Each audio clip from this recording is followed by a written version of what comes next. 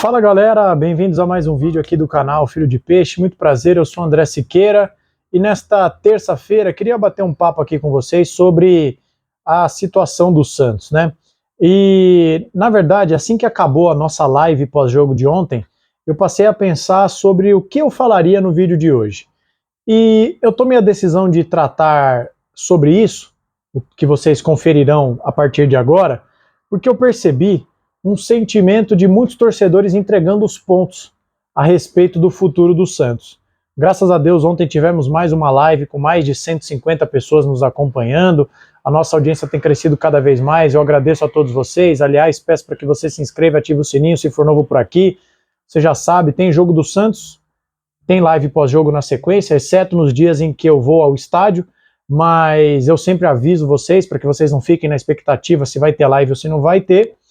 E, enfim, como eu ia dizendo, muitos torcedores que passaram pela live entregaram os pontos, disseram, olha, não vou mais no estádio, não tenho o que fazer, já estou me conformando com a Série B, esse time não vai ganhar de ninguém, esse time já não ganha de ninguém, não tem nada que seja possível fazer para evitar um novo rebaixamento do Santos. E, baseado nisso, eu queria bater esse ponto aqui com vocês, e até inspirado numa frase que eu ouvi de um membro do nosso canal, do Luiz, no grupo de WhatsApp dos membros do canal. Torne-se membro, venha fazer parte do nosso membro de grupos, inverti, do nosso grupo de membros de WhatsApp. Ele disse que o filme que resumiria a saga do Santos nesse ano é A Espera de um Milagre.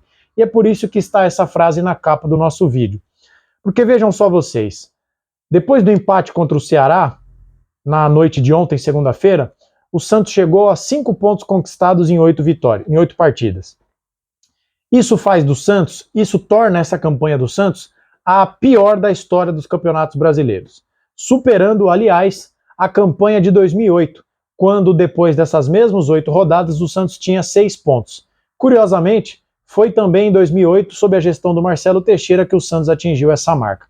Há quase 20 anos atrás, quando o Santos bateu essa marca de 6 pontos em 8 rodadas, o Santos terminou o campeonato na 15ª colocação, 1 ponto acima do primeiro clube rebaixado para o Campeonato Brasileiro do ano seguinte, de 2009.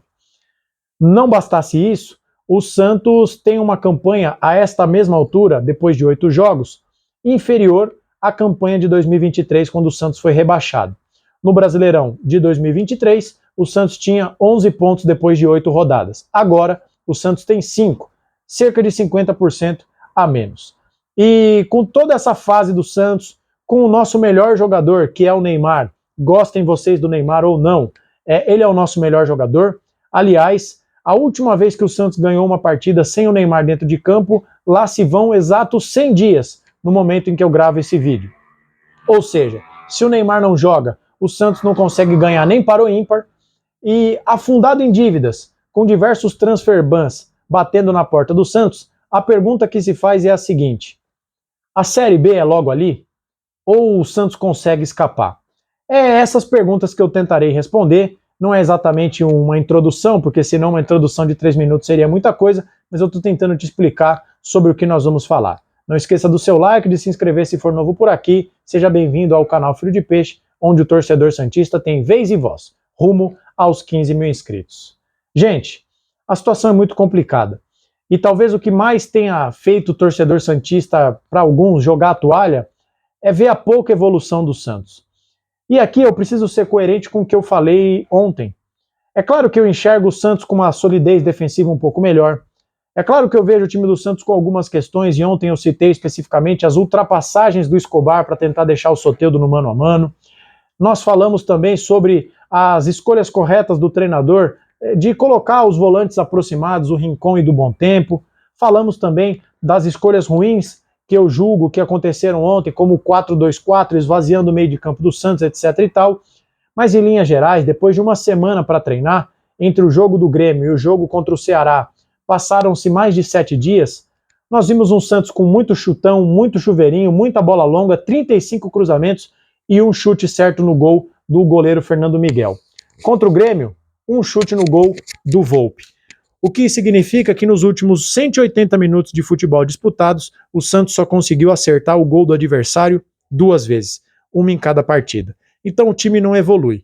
e o time tem a pior campanha da história do Campeonato Brasileiro. Repetindo, 5 pontos em 24 disputados. Dá 20% de aproveitamento. Não por acaso, o Santos está apenas à frente, do Sport, que é o único time que ainda não ganhou no Campeonato Brasileiro. Muita gente atribui como a salvação do Santos a janela de transferências que se abrirá já já. Durante a pausa para o Super Mundial, a janela de transferências internacionais se abre. E eu tenho muita expectativa por essa janela, mas eu temo que o Santos não possa fazer muita coisa nela. E por que eu estou dizendo isso? O Santos precisa pagar em 45 dias, agora o prazo é até menor, cerca de 40, cerca de 16 milhões de reais ao Arouca de Portugal pela compra do zagueiro João Basso. O Santos deve ser notificado nas próximas horas para quitar uma dívida de quase 15 milhões de reais junto ao Mônaco da França pelo Jean Lucas, que o Santos já até revendeu e não pagou de quem comprou. O Santos tem o processo do Caixinha também na FIFA. De onde o Santos vai tirar dinheiro para isso? Lembrando, o Diário do Peixe informou na semana passada que o direito de imagem de alguns jogadores estava atrasado, o que significa que está faltando verba. O Santos está numa situação complicadíssima na Copa do Brasil e pode perder aí uma cota de 3 milhões de reais caso seja eliminado pelo CRB. De onde o Santos vai tirar dinheiro? Para mim, me parece óbvio que o Santos vai ter que vender jogadores. Mas quais jogadores? Se o Santos fica preterindo seus jogadores da base. O Sherman se desvalorizou. O Souza, se for vendido, é pelo potencial que ele pode vir a ter, não porque ele está jogando agora, porque está até voltando de uma lesão, de uma fratura no tornozelo. O David Washington não é do Santos. Os outros jogadores não têm destaque. O Bom Tempo, não sei se tem proposta, não parece ter. O Ian não consegue jogar, não tem sequência, não tem oportunidade. O Luca Meireles sai do banco de reservas inexplicadamente e entra o Gabriel Veron. Então, quem o Santos vai vender? E por quanto o Santos vai vender? E mesmo que saia vendendo todo mundo, vai ser pelo valor que deveria para ter grana para comprar outros jogadores? Ou o Santos vai vender os jogadores só para quitar o transfer ban? Me parece muito claro, gente, que o Santos vai ter que recorrer à fórmula do Corinthians em 2024. Chegou na metade do campeonato, correndo sério risco de ser rebaixado, dobrou a aposta, contratou o Hugo, André Ramalho, André Carrijo, o Martinez, o Memphis Depay, melhor dizendo, e foi parar na pré-Libertadores, às custas de um endividamento milionário, multimilionário. Mas, ou o Santos faz isso, ainda que eu saiba que isso pode ser uma bomba, a bomba pode não estourar agora, salva do rebaixamento, mas ela estoura lá na frente, ou o Santos faz isso, ou o Santos vai cair. Esse time é incapaz de somar os pontos. É incapaz de fazer com que o Santos escape da Série B. Está provado. O Santos é o pior time, o pior aproveitamento entre todos os clubes da primeira divisão em 2025, somando estaduais, Copa do Brasil, etc e tal. Ninguém teve um aproveitamento pior que o Santos. Nem o Sport, só está pior no Brasileiro. Porque o estadual do Sport foi menos pior do que o do Santos. Não vou nem chamar de melhor. Então como é que o Santos vai sair das cordas? Vejam só, eu peguei umas informações aqui, vou dar crédito para o meu amigo Renan, membro do nosso canal também. Final do primeiro turno do Campeonato Brasileiro do ano passado. O Fluminense era o 17º, ou seja, o primeiro time que seria rebaixado. Terminou o primeiro turno com 17 pontos. O Santos tem 5. Dá para fazer pelo menos 12 pontos daqui até o final do primeiro turno? Lembrando que o Santos tem mais 10 rodadas. Não, 11, certo? 11 mais 8 dá 19. Isso. O Santos tem 11. Tem 33 pontos em disputa. Consegue fazer 12? Um terço dos pontos? Hoje o aproveitamento do Santos é de 20%, abaixo de um terço. O Grêmio tinha 15 pontos, 18º. O Vitória, 19º, posição que o Santos está hoje, tinha 15 pontos. O Santos faz 10 pontos? Talvez dê para fazer. Mas onde terminou o Fluminense no ano passado? Terminou o primeiro turno em 17º, terminou em 13º, 46 pontos. O Grêmio, que era o 18º, terminou em 14º, com 45 pontos. E só para cortar caminho, o Red Bull Bragantino, que no final do primeiro turno tinha 26 pontos e era o 12º colocado, terminou o Campeonato Brasileiro, o primeiro time fora da zona do rebaixamento. 16ª colocação, com 44 pontos. Então vamos nos apegar aos 44 pontos. Gente, o número mágico geralmente é 45. Então melhor do que 44, vamos para o 45. 45 pontos geralmente salva todo e qualquer time do rebaixamento. O Santos tem 5. Para 45 faltam 40. 8 jogos disputados, faltam 30. 30 jogos significam 90 pontos em disputa. De 90, o Santos precisa fazer 40 para chegar em 45. Dá quase 50% de aproveitamento. 50% de aproveitamento significa ganhar um jogo a cada 2. No mínimo. Ganhar e perder dá 50%. Para aumentar um pouquinho, tem que ganhar e empatar. Mas vamos com a conta básica de 50%, que é ganhar 1, perder 1. Ganhar 1, perder 1. Ganhar 1, perder 1. Vocês já entenderam. Nas próximas 30 rodadas, vocês acreditam que no cenário atual que o Santos consegue ganhar 1 a cada 2 jogos? Parece pouco provável, não é mesmo? Parece muito pouco provável. E os próximos 8 jogos, André? Lembrando que o Santos tem 4 jogos no Brasileiro até a pausa para o Mundial, que vai ser a janela vai ser o divisor de águas do Santos. Corinthians, Vitória, Botafogo e Fortaleza. Nesses 4 jogos, Corinthians fora, Vitória fora, Botafogo na Vila, Fortaleza fora. Desses próximos 4, quantos pontos o Santos faz? Desses 12. Deveria fazer 10, por obrigação de tentar salvar o Santos. Quantos pontos o Santos vai fazer? No mínimo 10 deveria fazer. Do Corinthians, perde. Do Vitória, vai ter que ganhar. Ganha do Botafogo na Vila? O Santos não conseguiu ganhar do CRB. E do Fortaleza fora, alguém acha que é provável que o Santos ganhe? Mas vamos adiante. Vamos adiante. Os próximos 8 jogos. Depois tem o Palmeiras, no primeiro jogo depois do Super Mundial. Palmeiras que é líder do campeonato. Dá para ganhar do Palmeiras? Depois tem um tal de Flamengo, vice-líder da competição. E depois o Mirassol. Nesses próximos 24 pontos que o Santos disputa, quantos o Santos vai fazer? Com quantos pontos o Santos vai virar o primeiro turno? O Santos consegue somar mais 40 pontos até o final do Campeonato Brasileiro? É difícil, não é? Então eu acho que é por isso, gente, que muito torcedor jogou a toalha. Muito torcedor não acredita que vai ser possível. Porque o torcedor tem feito o que é possível. Ontem, linda festa no Allianz Parque, recorde de público no estádio do Palmeiras, no Brasileirão. 35.240 pessoas. Apoiou, aplaudiu.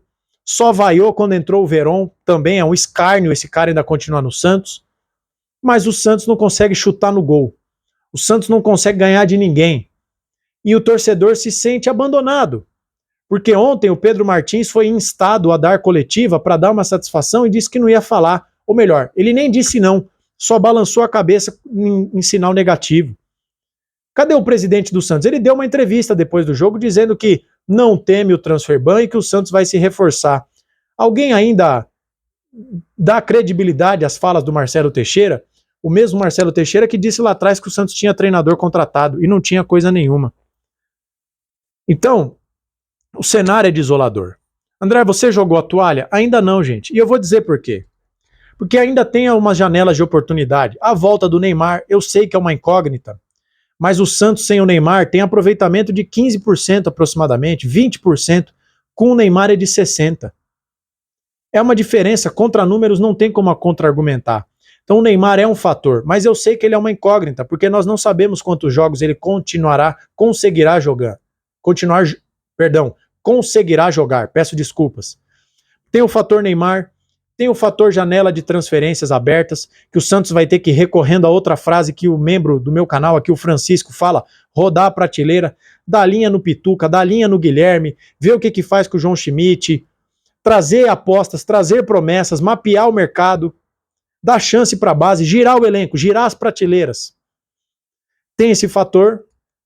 E apostar na continuidade do trabalho do Kleber Xavier.